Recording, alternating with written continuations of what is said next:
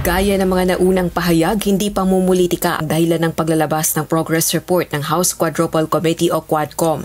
Sa ulat ng 4 House panels, kabilang sa rekomendasyon nito ang pagsasampa na ng reklamong crimes against humanity laban kay dating Pangulong Rodrigo Duterte at iba pa dahil sa extrajudicial killing sa anti-drug war ng nakalipas na administrasyon. Gayun din ang ibayo pang investigasyon sa mga personalidad na iniuugnay naman sa illegal drug trade at Philippine Offshore Gaming Operators o POGO. There's no politically motivated information that we shared. Nakita ng publiko ano yung lumalabas sa mga bibig ng mga testigo Nakita ng publiko ano yung nangyayari sa hearing. And this is being watched. I'm sure they also watched this. Hindi naman po galing sa bibig ng membro ng Quad yan. Diba?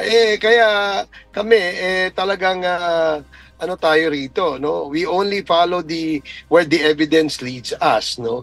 Testimonial and documentary evidence is the basis of our committee report. Ginawa nito ang depensa matapos manawagan ni Davao City 1st District Representative Paulo Duterte ng patas sa tapat na investigasyon sa 4 House panels. Kabilang ang kongresista sa nais mapaimbestigahan dahil sa pag-uugnay sa kanya sa issue ng illegal drug trade.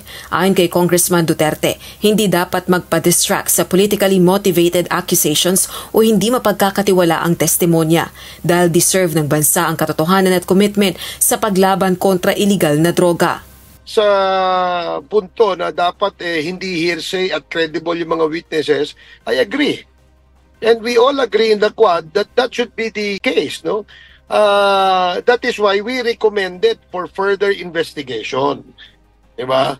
We're not saying a person is guilty right away, no? Kasi nga lumabas lang lamang ito sa committee hearing, and we cannot not write this in the committee report and ignore the information. That's why we said we are recommending further investigation.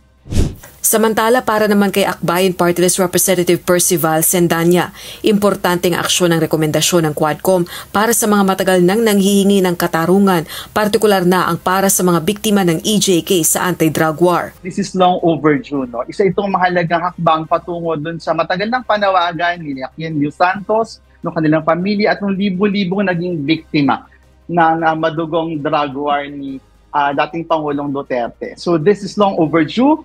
This is serving yung call para sa katarungan ng ating mga kababayan na nakaranas ng pang-aabuso, ng pagpatay ng panahon ng tokhang sa ilalim ni Pangulong Duterte. Dagdag pa ng kongresista, complementary ang partial findings at recommendations ng Quadcom sa ginagawang investigasyon ng International Criminal Court o ICC sa anti-drug war ng Duterte administration.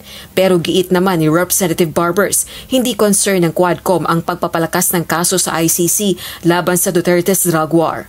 Rosa Licoz, UNTV News and Rescue. Diyos ang aming sandigan, serbisyo publiko ang aming pinahahalagahan.